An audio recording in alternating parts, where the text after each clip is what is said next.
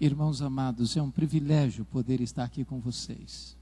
Podem assentar, por gentileza. Pastor Gessé, muito obrigado pela honra de mais uma vez estar aqui. Eu quero partilhar com vocês o que está na palavra de Deus, no livro de Jó. Abra sua Bíblia comigo, capítulo 1. Capítulo 1 do livro de Jó.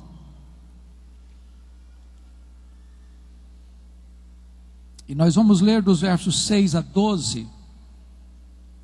E em seguida, capítulo 2, de 1 a 6.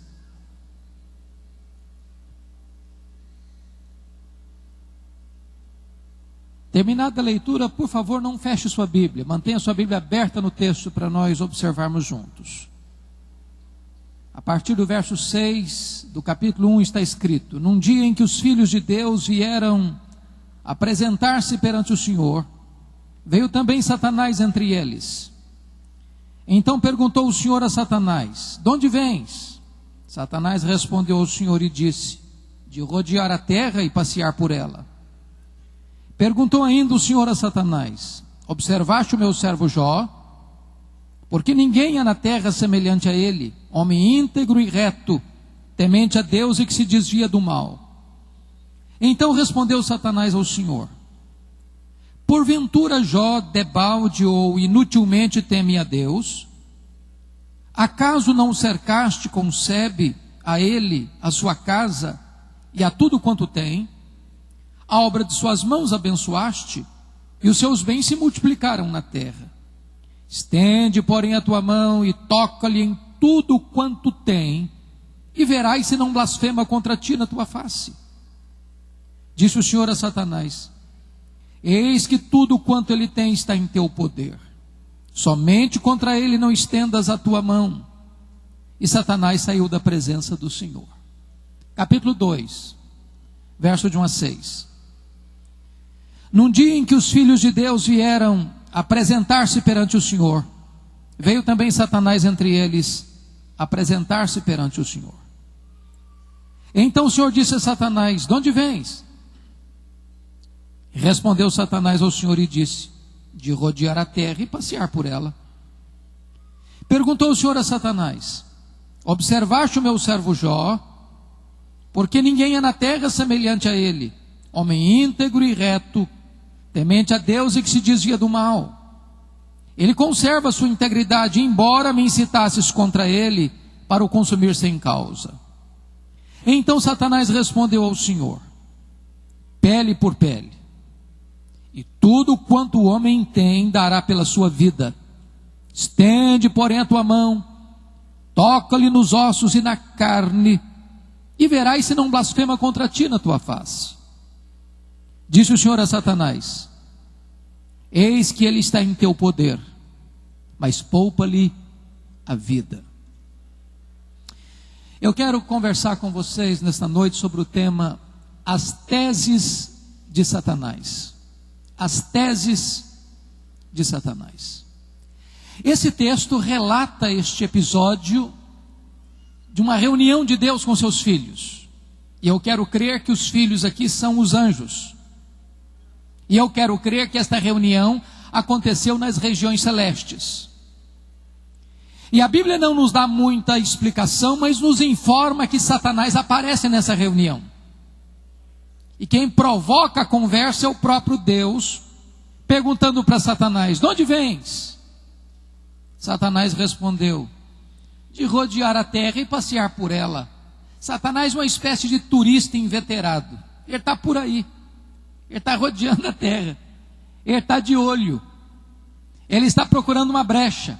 Ele está procurando alguém para devorar. Ele está vivo e ativo no planeta Terra. E Deus cutuca de novo perguntando assim: Observaste o meu servo Jó?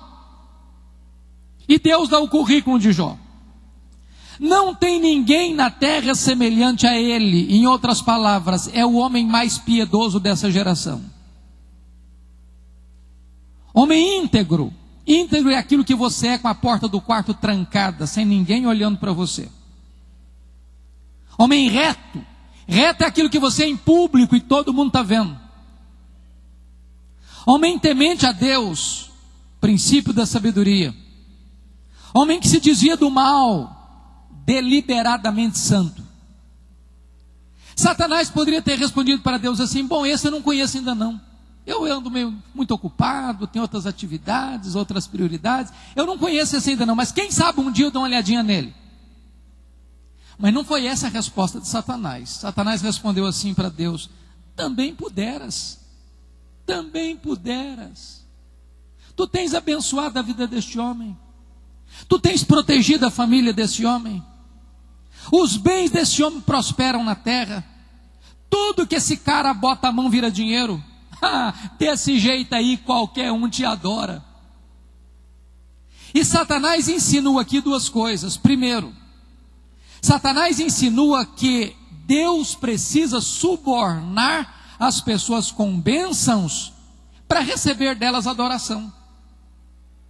Satanás insinua que ninguém adora a Deus por quem Deus é, apenas por aquilo que Deus dá. Satanás insinua que as pessoas só adoram a Deus por causa das bênçãos de Deus e não por causa do caráter de Deus. Satanás insinua mais. Satanás insinua que Jó não é íntegro quando adora a Deus.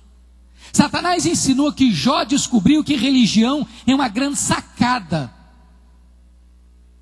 Que o grande projeto de Jó é a prosperidade, é a riqueza, é o dinheiro, é o lucro. Mas se Deus tocar no que Deus mesmo deu para Jó, e tirar de Jó o que ele recebeu de Deus, esse mesmo Jó que agora adora, blasfemará. O que um homem tem? Um homem tem família, um homem tem bens. Satanás diz para Deus: toca no que ele tem, e verás se não blasfema contra ti na tua face. E aqui Satanás levanta duas teses. Primeira tese: ninguém ama mais a Deus do que o dinheiro.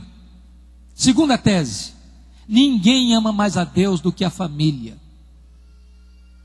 Sem que Jó soubesse, Deus constitui Jó em seu advogado na terra e coloca nas mãos de Jó a defesa da sua reputação e diz para Satanás: pode tocar no que ele tem, só não pode tocar na sua vida. Em outras palavras, Satanás é um ser limitado e limitado por Deus. Ele só pode ir até onde Deus o permite ir e nem 1 centímetro a mais. Por que é importante dizer isso, irmãos? Na década de 90, o Brasil foi invadido por uma enxurrada de literatura sobre batalha espiritual. A maioria dessa literatura tinha uma visão maniqueísta. Eu explico. É a tensão entre a luz e as trevas, o bem e o mal, a verdade e a mentira, Deus e o diabo. Dando a impressão que o diabo é um ser mal, que está numa luta contra Deus no mesmo páreo, no mesmo nível de Deus. Mas Satanás não é um Deus caído, Satanás é um anjo caído. Não tem páreo para Deus, não tem opositor para Deus. Deus é o Todo-Poderoso, como cantamos agora há pouco. Ele é o soberano Deus. Ele manda no céu, Ele manda na terra e Ele manda no inferno. Quem manda no inferno não é Satanás. Quem tem as chaves da morte e do inferno é o Senhor Jesus, o Rei da Glória. Mas com a permissão de Deus, Satanás saiu dali para tocar na vida de Jó, nos bens de Jó, na família de Jó. Mas volta os olhos comigo para o capítulo 1, versículo 3, para entendermos quão rico era esse homem. Está escrito no verso 3, lá no finalzinho, o seguinte: de maneira que este homem era o maior de todos os do Oriente. Sabe o que significa isso? Ele era o homem mais rico da sua geração. O verso 8 nos informa que ele era o mais piedoso. da sua geração. E aí quebra-se um mito. Não é pecado ser rico. Não é pecado ser rico. É possível ser o mais rico e o mais piedoso ao mesmo tempo. O problema não é ter dinheiro. O problema é o dinheiro nos ter. O problema não é carregar dinheiro no bolso. O problema é entronizar o dinheiro no coração. O problema não é o dinheiro. O problema é o amor do dinheiro. Mas agora esse homem mais rico, você pode conferir comigo nos versos 15, 16 e 17. Satanás usa os sabeus, o fogo e os caldeus. E esse homem mais rico da sua geração, o Bill Gates da sua geração, vai à falência. Entra em colapso financeiro, não numa semana, num mês, num ano, numa década, mas num único dia. Agora pense comigo isso. Muita gente, por menos do que isso, se revolta contra Deus, blasfema contra Deus, dá um tiro na cabeça. Será que a tese de Satanás era verdadeira? Será que ninguém ama mais a Deus do que o dinheiro? Será que Jó blasfemaria contra Deus por perder toda a sua riqueza num único dia? A resposta está no versículo 21, confira comigo, no capítulo 1. Quando ele recebe a notícia que ele está falido, ele diz assim: nu saí do ventre da minha mãe, nu voltarei. Sabe o que ele está dizendo? Eu não trouxe nada para este mundo, eu não vou levar nada deste mundo, portanto o que eu ganhei entre o berço e a sepultura não é a razão da minha vida. Ele derrota aqui a primeira tese de Satanás. Ele prova que ama mais a Deus do que o dinheiro. Ele prova que ele adora a Deus por quem Deus é e não por aquilo que Deus dá. Mas tem a segunda tese: ninguém ama mais a Deus do que a família. A pergunta é a seguinte, olha comigo o capítulo 1, versículo 5, para você notar que tipo de homem era Jó. Vocês sabem aqui, os pais e as mães sabem disso. Os filhos não são naturalmente unidos. Não são. Quando você vê uma família grande e os filhos unidos, pode ter certeza de uma coisa: por trás disso tem um pai, tem uma mãe que ora, que acompanha, que aconselha, que exorta, que disciplina, que costura a unidade da família. Agora, quando tem dinheiro é mais complicado, sabia? Porque dinheiro não tem liga, dinheiro não tem amálgama, dinheiro divide. Mas se você notar, Jó tinha, conforme o capítulo 1, versículo de número 2, 7 filhos e 3 filhas. E eles eram unidos. E eles eram amigos. E eles celebravam juntos. E eles festejavam juntos. Sabem por quê? Porque o capítulo 1, versículo 5, nos diz que Jó era um pai presente, um pai que intercedia pelos filhos, um pai que oferecia holocaustos em favor dos filhos, um pai que exortava os filhos, um pai que estava preocupado não apenas com a reputação dos filhos, mas com a piedade dos filhos. Agora, não foi uma semana depois, nem um mês depois, nem um ano depois, nem uma década depois, foi no mesmo dia da falência financeira que Jó recebe a mais trágica notícia: os seus 10 filhos morrem, todos, num único acidente. Agora eu pergunto, como é que um pai leva para o cemitério todos os seus filhos num único dia? Como é que ele volta do cemitério? Como é que ele se levanta do luto? Como é que ele se refaz das cinzas? Como é que ele escreve dali para frente o seu futuro? Um pai, certa feita, voltando do cemitério, chorando muito, disse para mim: pastor, eu não aceito que o meu filho tenha furado a fila. Não é natural um pai enterrar um filho. Não é natural. Mas Jó enterra os seus 10 filhos num único dia. Será que ele blasfemaria contra Deus? Será que a tese de Satanás era verdadeira? Será que ninguém ama mais a Deus do que a família? A resposta está no versículo 20, confira comigo. Quando ele recebe a notícia da morte de seus 10 filhos, diz a Bíblia que ele rasgou o seu manto, que ele raspou a cabeça, que ele colocou terra na cabeça, que ele se prostrou, que ele adorou e disse: o Senhor Deus deu, o Senhor Deus tomou, bendito seja o nome do Senhor. Ele derrota aqui a segunda tese de Satanás. Ele prova que ele ama mais a Deus do que a sua família. Ele prova que ele serve a Deus não por aquilo que Deus dá, mas por quem Deus é. Mas aí vem o capítulo 2. E o capítulo 2 nos informa que Deus reuniu-se com seus filhos. E eu quero crer que são os anjos. E eu quero crer que foi nas regiões celestes. E diz a Bíblia que Satanás aparece por lá de novo. E diz a Bíblia que é Deus quem provoca a conversa outra vez, perguntando assim para Satanás: de onde vens? Satanás respondeu assim: de rodear a terra e passear por ela. Sabe o que Satanás está dizendo? Eu não mudei minha agenda. Estou fazendo o que eu sempre fiz. Estou por aí, estou de olho, estou antenado. Estou vivo e ativo no planeta Terra. Estou procurando uma brecha, estou procurando alguém para devorar. E Deus cutuca Satanás de novo, perguntando assim: observaste o meu servo Jó? E Deus dá o currículo de Jó sem mudar uma vírgula. Não tem ninguém na terra semelhante a ele, homem íntegro, reto, temente a Deus e que se desvia do mal. Me incitaste contra ele sem causa para o destruir, mas ele permanece íntegro.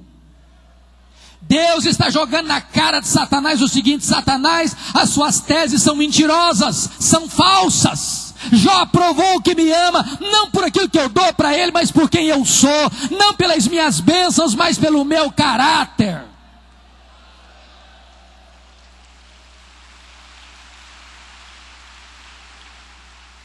Satanás então levanta a terceira tese. A terceira tese: pele por pele. E tudo que o homem tem irá pela sua vida. Toca-lhe nos ossos, toca-lhe na carne, e verás se não blasfema contra ti na tua face. A terceira tese de Satanás é essa: ninguém ama mais a Deus do que a si mesmo. Sem que Jó soubesse, mais uma vez, Deus constitui Jó em seu advogado na terra, e coloca nas mãos de Jó a defesa da sua reputação, e diz para Satanás: pode tocar nos ossos dele, pode tocar na carne dele, só não pode tirar a vida dele. Satanás é um ser limitado, e limitado por Deus. Ele só pode ir até onde Deus o permite ir, e nem 1 centímetro a mais. Nas palavras de Martinho Lutero, Satanás é um cachorro na coleira de Deus. Ele só pode ir até onde a coleira o permite ir, e nem 1 centímetro a mais.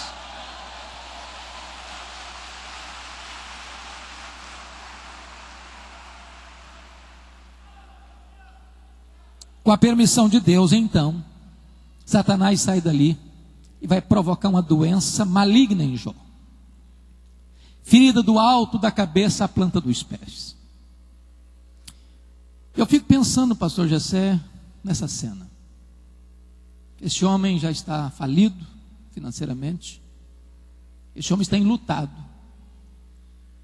E agora, seu corpo começa a arder. Manchas avermelhadas pelo corpo. De repente a sua pele começa a arrebentar, necrosar, e bolhas de pus se formando debaixo da sua pele. Daqui a pouco o corpo dele é uma ferida viva. Esse homem é um aborto vivo. A pele dele começa a necrosar. Ele precisa pegar um caco de telha, talvez, para raspar a sua pele podre, mal cheirosa. Diz a Bíblia que ia se formando outras bolhas de pus, e ele tinha que morder nessas bolhas para tentar aliviar a sua dor. Ele não consegue comer, ele não consegue dormir, ele não consegue ter descanso. A dor o açoita, o assola 24 horas por dia. Ele cheira mal. Ele vai emagrecendo, vai ficando magro, magérrimo, encarquilhado, macérrimo, de couro furado pelas costelas em ponta. Ninguém fica perto dele, o mau cheiro é horrível. A sua mulher olha essa cena e revoltada diz para ele: ainda conservas a tua integridade, Jó? Amaldiçoa o teu Deus e morre, acaba com isso. Tenha coragem de dar cabo recibo da sua vida. Deus não é digno de ser adorado em tamanho sofrimento, Jó. E Jó responde para ela firmemente: tu falas como uma louca? Nós temos recebido o bem de Deus, não receberíamos também o mal? Está escrito no capítulo 2, versículo 10. Em tudo isso Jó não pecou contra Deus com os seus lábios. Ele derrota aqui a terceira tese de Satanás. Ele prova que ele ama mais a Deus do que a si mesmo. Ele prova que ele adora a Deus, não por aquilo que Deus dá, mas por quem Deus é.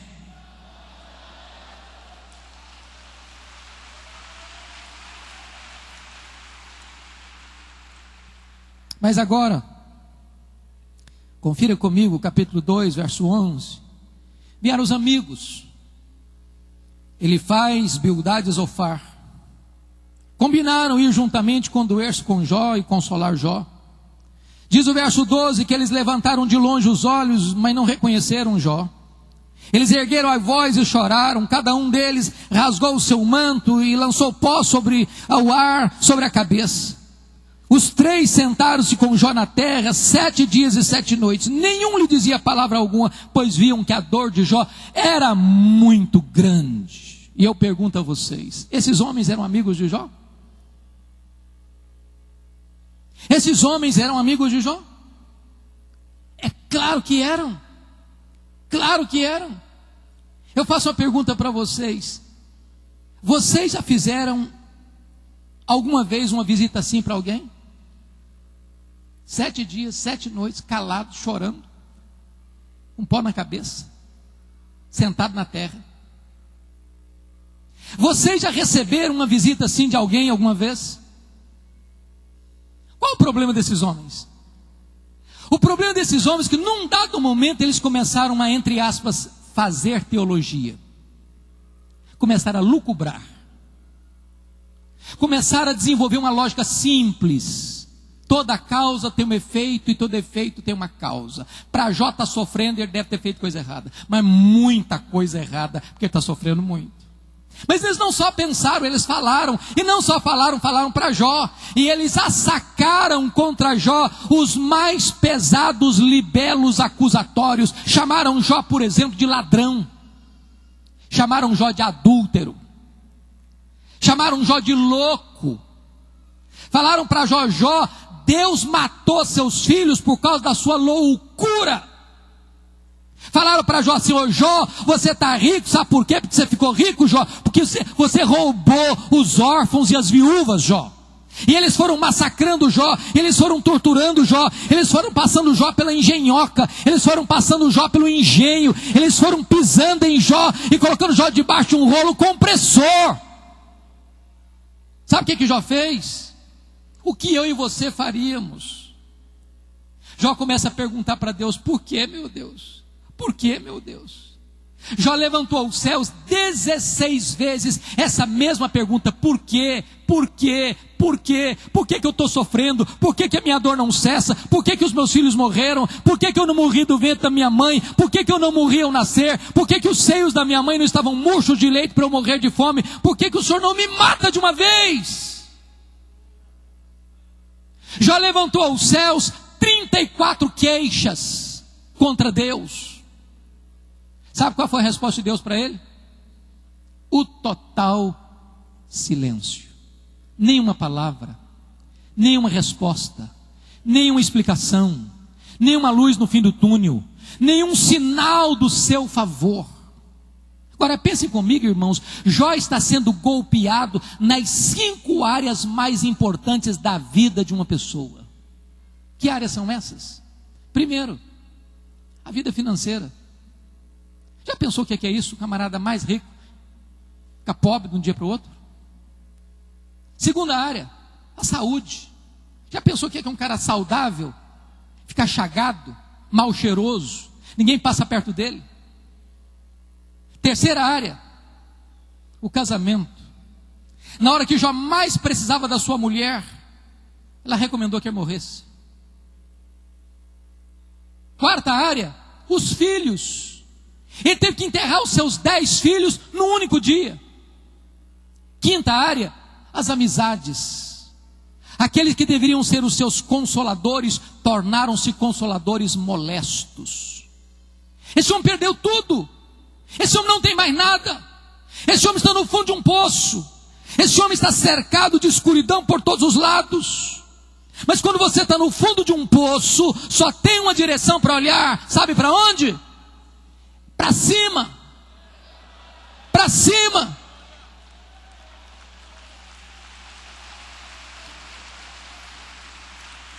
E quando Jó olhou para cima, ele arranca de dentro do peito um brado de esperança e diz: mas uma coisa eu sei, é que o meu Redentor vive. O meu Redentor vive. A dor não é maior do que o meu Redentor. As perdas não são maiores do que o meu Redentor. O luto não é maior do que o meu Redentor. As amizades que se voltam contra nós não são maiores do que o nosso Redentor. Ele vive. E eu verei, revestido esse meu corpo, eu verei o meu Redentor. Quando Jó fala essas coisas, de repente Deus rompe o silêncio. Deus rompe o silêncio. Deus começa a falar. Só que quando Deus começa a falar, Deus não responde nenhuma das perguntas de Jó. Ao contrário, quando Deus começa a falar, Deus fez 70 perguntas para Jó. 70. Todas perguntas retóricas, que não tinha resposta. Deus pergunta para Jó assim: ô Jó, onde você estava quando eu lançava os fundamentos da terra? Ô Jó, me fala aí, onde você estava quando eu espalhava as estrelas no firmamento? Me responda aí, Jó, onde você estava quando eu cercava as águas do mar para elas não invadirem a terra? Me explica aí, Jó, onde fica o reservatório do vento? Me explica, Jó, como é que eu formo a geada? E Deus foi revelando a sua grandeza, a sua majestade, o seu poder, a sua magnificência diante de Jó.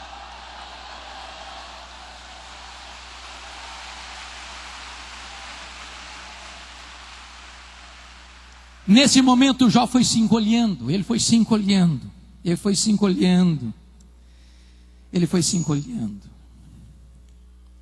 para descobrir as 5 verdades mais revolucionárias da sua vida, que mudaram a sua história, e aguarda em Deus que estas mesmas verdades impactem o seu coração nesta noite. Que verdades são essas? Vá comigo para o capítulo 42 de Jó, por favor. Vá comigo para lá e você vai ver o que aconteceu com esse homem depois que Deus se revelou a ele na sua majestade. A primeira coisa que acontece, irmãos, é que Jó reconhece a onipotência de Deus. Veja você o verso 1 e 2. Então respondeu Jó ao Senhor: bem sei que tudo podes. Aleluia, louvado seja Deus. Oh, amados irmãos, você e eu temos impossibilidades intransponíveis. Nós não podemos, uma série de coisas nós não podemos.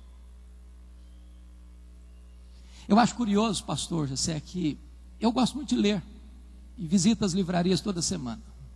Vocês sabem quais são os 2 tipos de livros que mais saem no Brasil e no mundo? Livros de autoajuda e como ficar rico rápido. Toda semana tem livro novo nessa área. E esses livros de autoajuda dizem assim para você: você é forte, você tem a força, você tem o poder, você é um gigante. Basta fazer cócegas no seu interior, levantar-se-á daí um gigante. Sabe o que a Bíblia diz? Exatamente o contrário. A Bíblia diz que você e eu somos fracos, mas muito fracos. Por exemplo, nós temos fraquezas físicas, irmãos. Querendo ou não, gostando ou não, o tempo vai esculpindo algumas rugas no nosso rosto, indisfarçáveis. De vez em quando um cosmético ajuda. Daqui a pouco uma cirurgia plástica dá uma boa melhorada. Mas chega um momento que nem pitangui dá mais jeito. As pernas ficam bambas, os joelhos trôpegos, as mãos descaídas, os olhos embaçados. E diz os entendidos que cada fio de cabelo branco que brota na sua cabeça é a morte chamando você para um duelo. E eu acho até um exército acampado ao meu redor.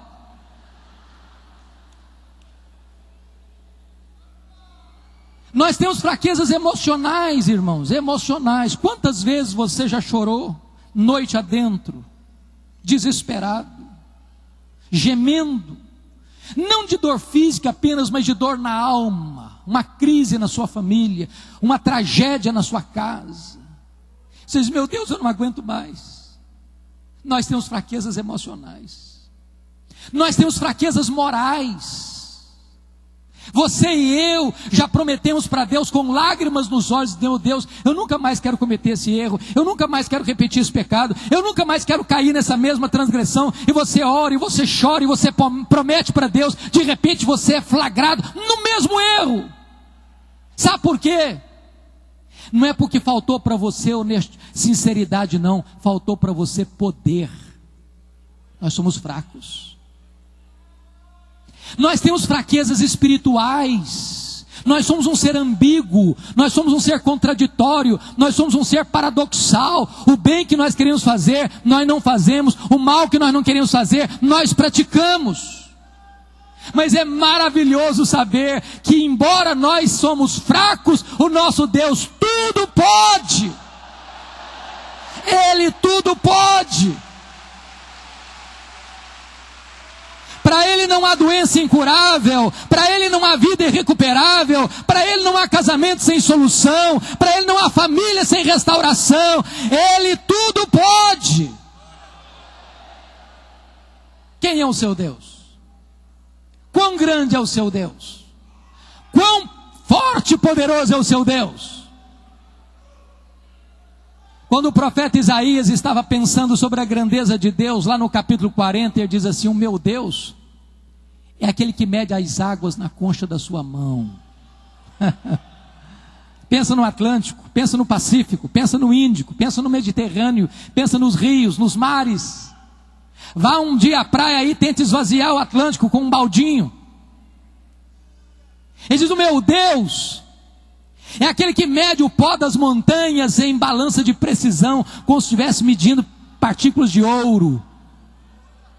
Ele diz: o meu Deus é aquele que mede os céus a palmos. O meu Deus é aquele que espalha as estrelas no firmamento, e por ser forte em força e grande em poder, quando as chama, nenhuma delas ia faltar. Quem é o seu Deus? Quão grande é o seu Deus? Agora preste atenção nisso. Pergunte a um astrônomo, qual é o tamanho desse universo que Deus mediu a palmos? Pergunte. Sabe qual é a resposta dele? Eu não sei. Mas você sabe. Você sabe. Você sabe que o universo não é infinito, porque infinitude é um atributo exclusivo de Deus. Mas os cientistas provam que o nosso universo tem mais de 93 bilhões de anos-luz de diâmetro. Sabe o que significa isso? Se você conseguisse voar à velocidade da luz, 300 mil quilômetros por segundo, nessa velocidade, você demoraria mais de 93 bilhões de anos para ir de uma extremidade à outra do universo.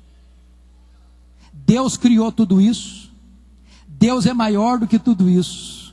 Ele tudo pode.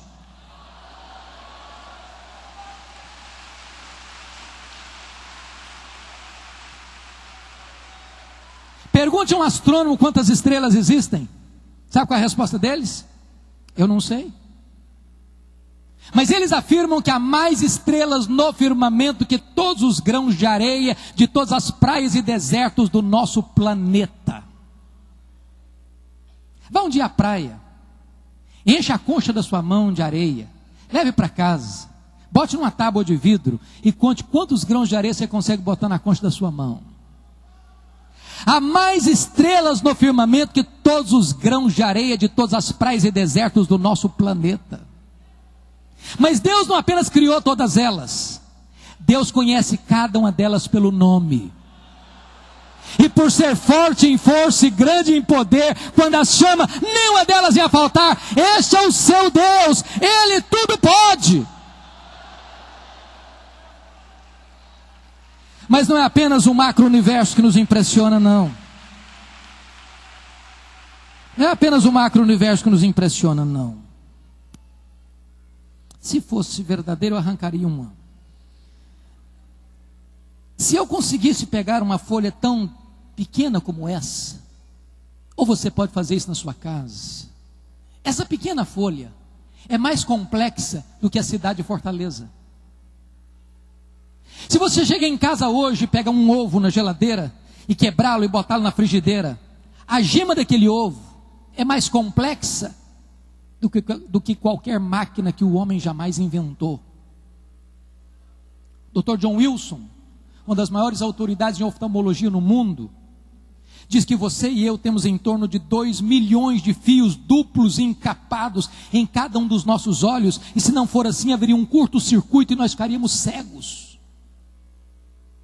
Dr. Marshall Nirenberg, Prêmio Nobel de Biologia, fez uma das mais fantásticas descobertas no século passado. Ele descobriu que você e eu somos um ser programado geneticamente. Ele descobriu que você e eu temos em torno de 60 trilhões de células vivas no nosso corpo.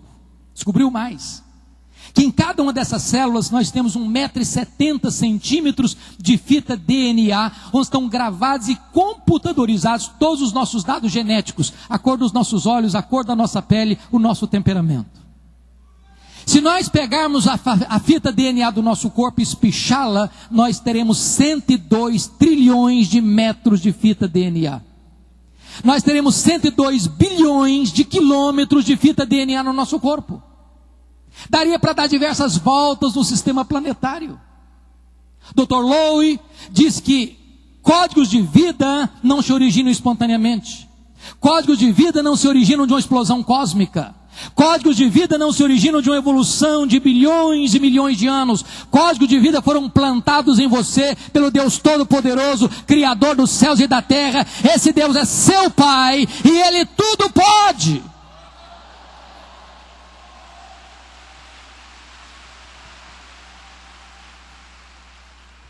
Deixa eu ilustrar isso para você entender melhor.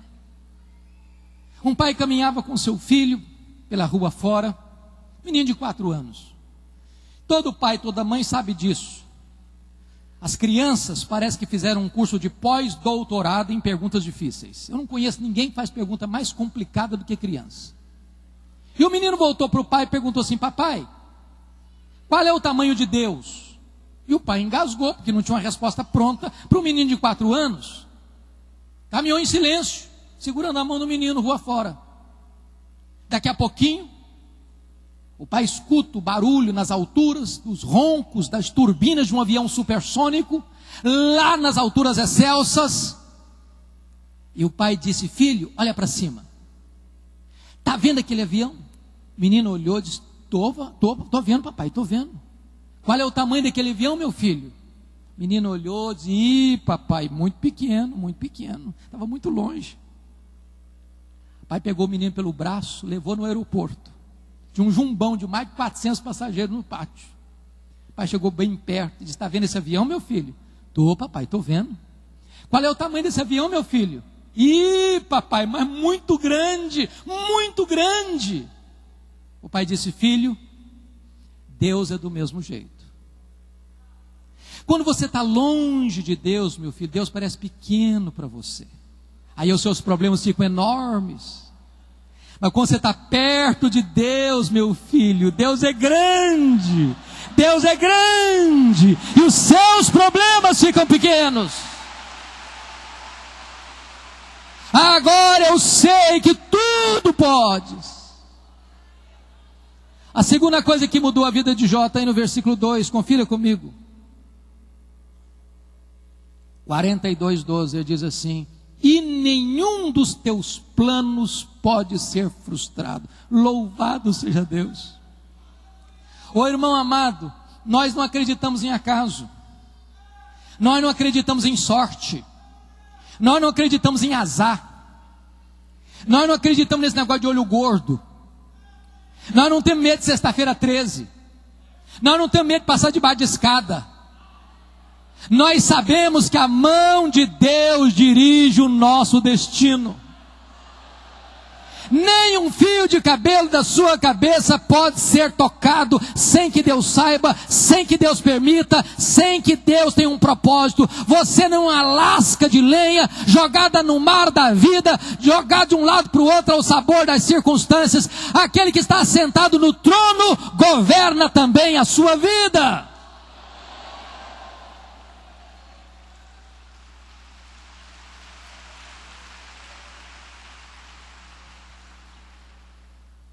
Mas há uma terceira verdade que mudou a vida de Jó. Confira comigo no verso 3. Ele diz assim: na verdade eu falei do que eu não entendia, coisas maravilhosas demais para mim, coisas que eu não conhecia. Para entender isso aqui, nós temos que entender o que Jó falou. Deixa eu dar um conselho, se é que eu posso. Tira um dia, um sábado, ou um feriado, dê uma lida no livro de Jó, numa sentada só, Você vai descobrir algo maravilhoso. Sabe o que você vai descobrir? Jó falou o tempo todo. Jó espremeu o pus da ferida. Jó lancetou os abscessos da alma.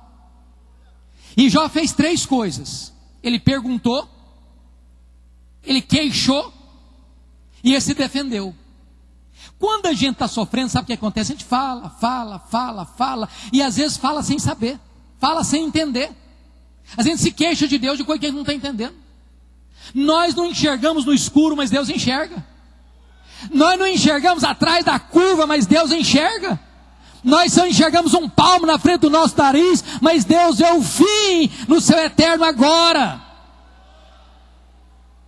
Quando Jó recebe a revelação da majestade de Deus, ele bota a mão na boca e diz: meu Deus, falei bobagem. Quanta coisa eu falei sem entender, meu Deus. Quanta coisa. Sabe o que eu aprendo aqui?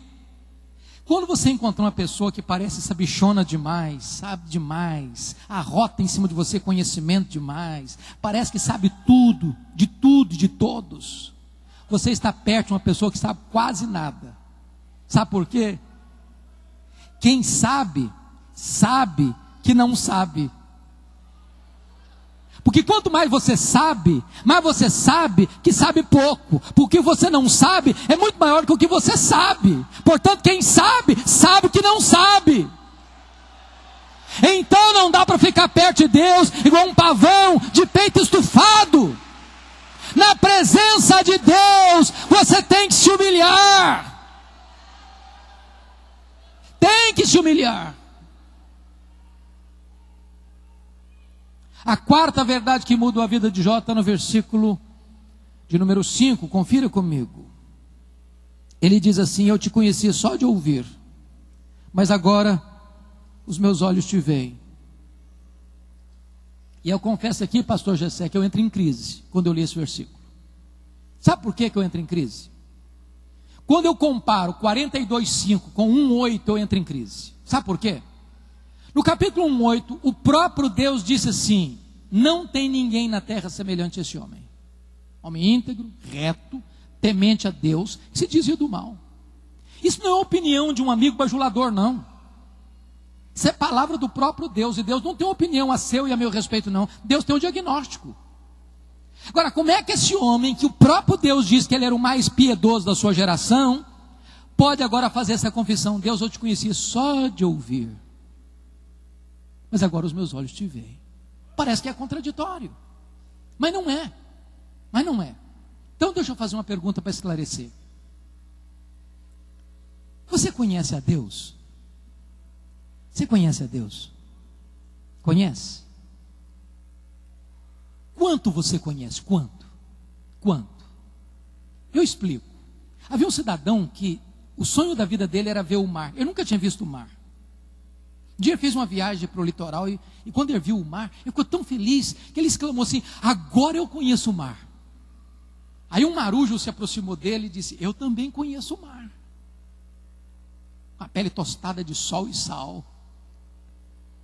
Qual a diferença entre eles? Você conhece a Deus? Quanto você conhece? Por exemplo, João 17,3 diz que a vida eterna é esta: conhecer a Deus e a Jesus Cristo a quem enviaste.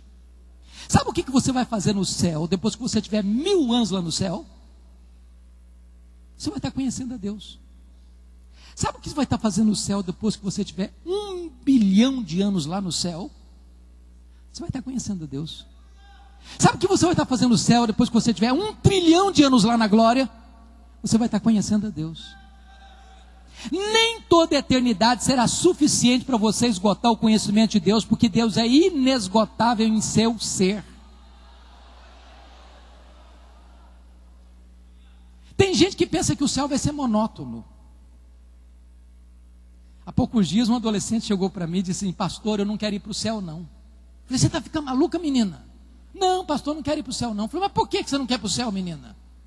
Ela me respondeu assim: ah, pastor, a ideia que eu tenho de céu é que eu vou estar sentado numa nuvem branca, com a harpa na mão, cantando, cantando, cantando, cantando, cantando. E eu não vou aguentar isso a vida inteira não. Eu quero coisa nova para a minha vida. Deixa eu dizer uma coisa para você. Lá no céu, nós vamos estar numa dinâmica tão linda. Nós vamos conhecer a Deus. Nós vamos amar a Deus, nós vamos fruir a Deus, nós vamos glorificar a Deus, nós vamos gozar Deus para sempre. E mais, se você não gosta de trabalhar, você está encrencado, porque lá no céu nós vamos servir a Deus. Agora pense comigo isso. Foi Albert Einstein quem disse que nesse corpo nosso que fica cansado, doente, caquético, a gente faz coisa tão linda, sem usar sequer 10% do nosso potencial. Agora pense comigo, o que nós não vamos poder fazer com um corpo 100% turbinado pela glória de Deus, imortal, incorruptível, poderoso, glorioso, espiritual, celestial, semelhante ao corpo da glória do Senhor Jesus. Por exemplo, quando Jesus ressuscitou dentre os mortos, ele entrava numa casa com um corpo de glória sem precisar abrir a porta. Quando Jesus ressuscitou no corpo de glória, ele saía de Jerusalém e aparecia lá na Galileia, sem precisar percorrer o trecho. Quando Jesus ressuscitou com o corpo de glória, ele foi assunto aos céus, levado entre nuvens. E eu pergunto para você assim: com que velocidade Jesus Cristo voltou para o céu? Com que velocidade? Na velocidade da luz? 300 mil quilômetros por segundo? Porque se Jesus voltou para o céu na velocidade da luz, 300 mil quilômetros por segundo, depois de 2000 anos, ele está logo ali na esquina ainda. Eu pergunto para você, com que velocidade um anjo vem do céu à terra? Lá no Getsêmani, Jesus disse para Pedro: bota a espada na bainha, Pedro, se eu precisar de ajuda, eu rogaria ao Pai, ele me mandaria mais de 12 legiões de anjos. Quantos são 12 legiões de anjos? 72 mil anjos. Com que velocidade eles viriam? Num estalar de dedos. Sabe o que significa isso? Nós, num corpo de glória, vamos ser como os anjos. Não no sentido que nós não vamos ter um corpo, mas no sentido que vamos viver na mesma dimensão. Nós vamos viver neste cosmos restaurado de Deus, para glorificar a Deus, para trabalhar para Deus, para servir a Deus, e toda a eternidade, nós vamos conhecer a Deus, vamos conhecer a Deus, vamos conhecer a Deus, vamos conhecer a Deus, vamos conhecer a Deus, e nunca vamos chegar um dia e dizer: agora acabou, não tem mais nada de Deus para conhecer. Ele é inesgotável em seu ser.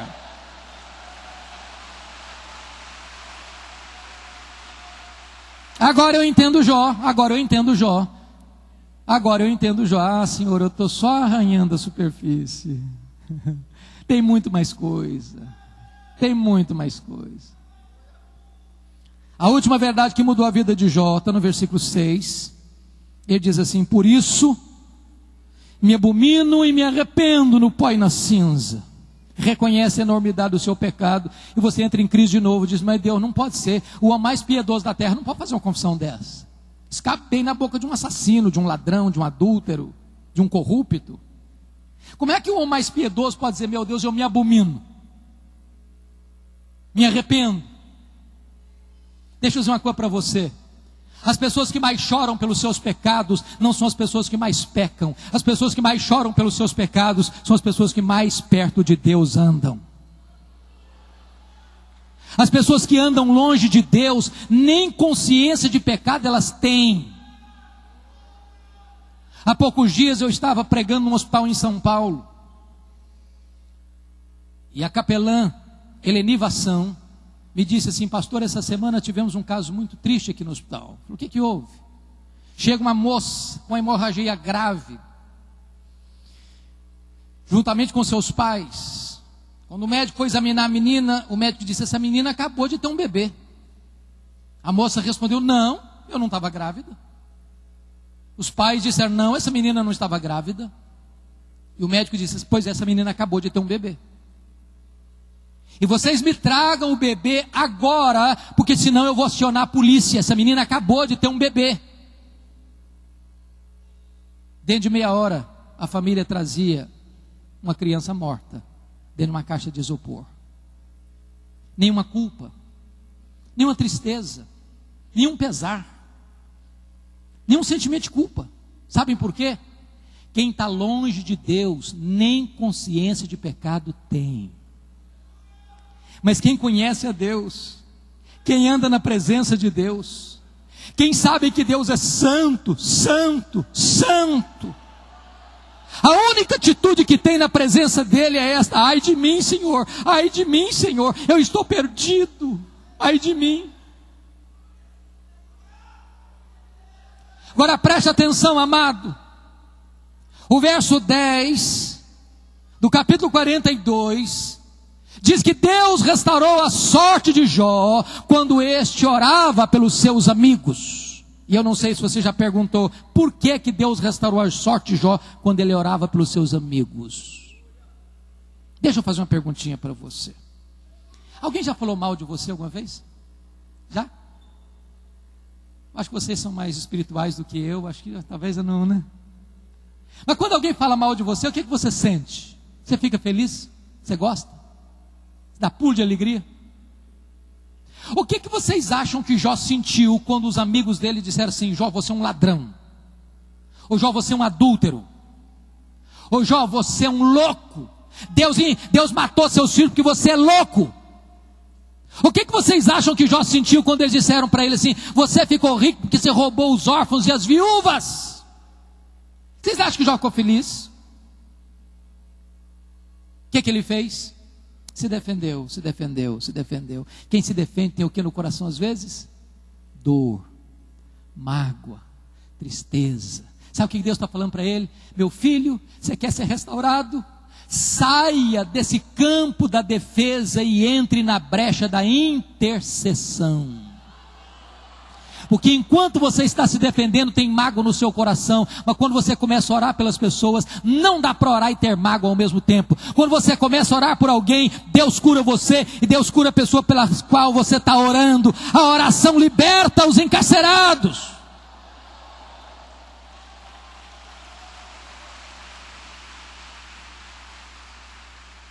Mas eu quero concluir dizendo o seguinte para você. Satanás tentou destruir as 5 áreas principais da vida de Jó. Quais são essas áreas? Área financeira, saúde, casamento, filhos, amizades. Sabe o que Deus fez? Deus restaurou todas estas áreas. Porque o seu Deus é o Deus da restituição. A primeira área que Deus restaurou foi a área da saúde. Confira comigo o versículo 16. Diz que Jó foi curado e ele viveu mais 140 anos. E ele teve ainda a oportunidade de ver os filhos dos filhos até a 3ª e 4ª geração. Eu quero dizer para você que Deus está aqui nessa noite. E Ele é o Deus que cura. A última palavra não é da ciência, a última palavra não é da medicina, a última palavra é do Deus vivo. A segunda área que Deus restaurou foi a área financeira. Confira comigo o versículo 12. Se você comparar capítulo 1, versículo 3 com 42, 12, você vai notar uma coisa: Deus deu tudo em dobro. Se ele já era o mais rico antes, agora ele é duplamente o mais rico. Deixa eu dizer uma coisa para você: Deus nesta noite pode restaurar a sua vida financeira. Ele é o Deus da restituição. A terceira área que Deus restaurou foram as amizades. Confira o versículo 8. Deus chegou para os amigos de Jó, os mesmos que o acusaram, e disse: olha, vocês querem ser restaurados? Vocês vão ter que ir lá no homem que vocês criticaram. Lembra aquele homem que vocês criticaram? Pois é, aquele homem é mais justo que vocês.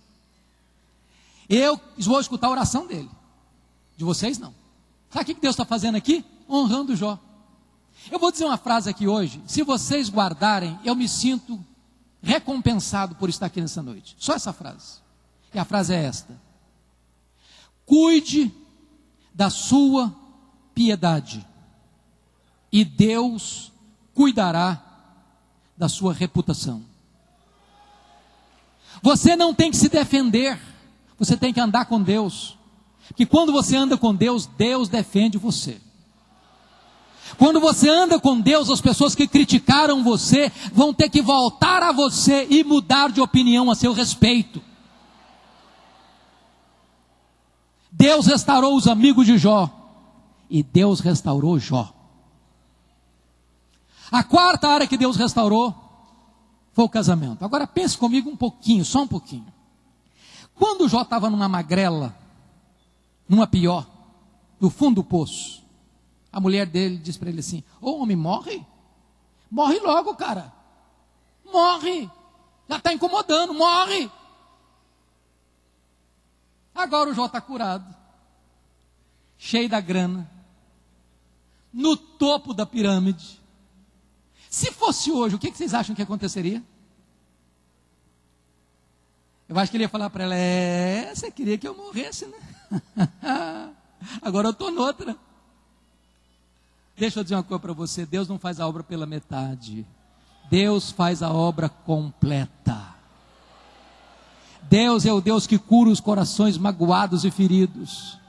Deus é o Deus que restaura o sentimento onde já secou e morreu. Deus restaura casamentos quebrados ainda hoje. Há poucos dias chegou para mim uma mulher dizendo assim: pastor, eu estou me divorciando. Eu falei: é mesmo? Estou, pastor, estou me divorciando. Eu falei: mas por que, minha filha? Ela respondeu assim para mim: pastor, secou. O senhor entende a minha linguagem? Secou. Está claro ou quer que bota a legenda? Eu falei: secou, filha? Eu falei: secou. Eu falei: minha filha, então tem esperança. Tem esperança. Você não leu na Bíblia que a vara de Arão estava seca e Deus a fez florescer? Pois Deus faz florescer o que está seco. Ah, não, pastor, o senhor não está me entendendo, não. Estou falando para o senhor que morreu. Está claro agora? Morreu. Falei: filha, morreu? Então tem esperança. Não leu na Bíblia lá que Jesus ressuscita os mortos? Pois ele ressuscita o sentimento também. Ela falou: pastor, o senhor não está ficando meio maluco. Estou dizendo para o senhor que acabou, está claro agora? Acabou, tem mais nada. Eu não tem mais nada? Então tem esperança, minha filha. Você não leu na Bíblia lá que Deus chama a existência as coisas que não existiam? Deus pode mudar toda essa história na sua vida. Você não vai divorciar essa semana, não. Nós vamos orar uma semana.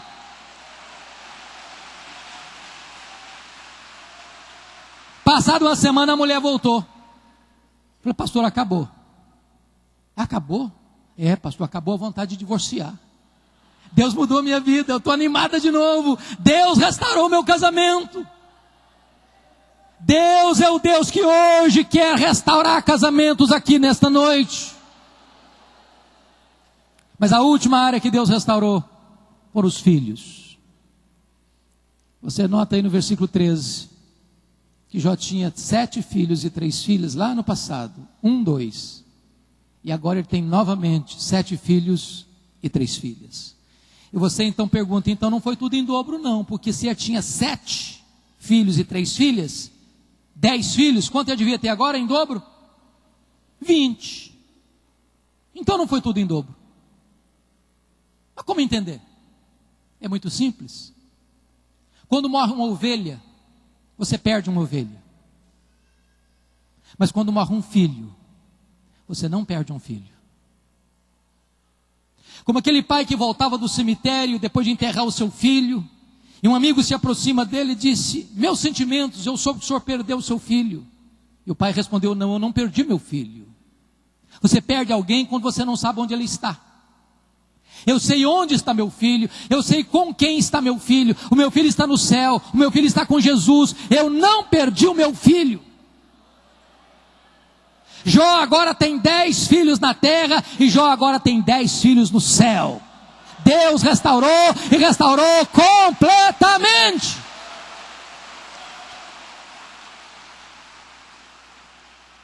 Sabe o que Satanás queria com Jó? Colocar Jó longe de Deus. Sabe o que conseguiu? Colocar Jó mais perto de Deus. Sabem por quê? Porque os planos de Deus não podem ser frustrados. Louvado seja o seu nome. Que grande Deus nós temos. Que maravilhoso Deus nós temos. Ele é digno de toda honra, de toda glória, de todo louvor, agora e pelos séculos dos séculos. Amém. Amém e amém.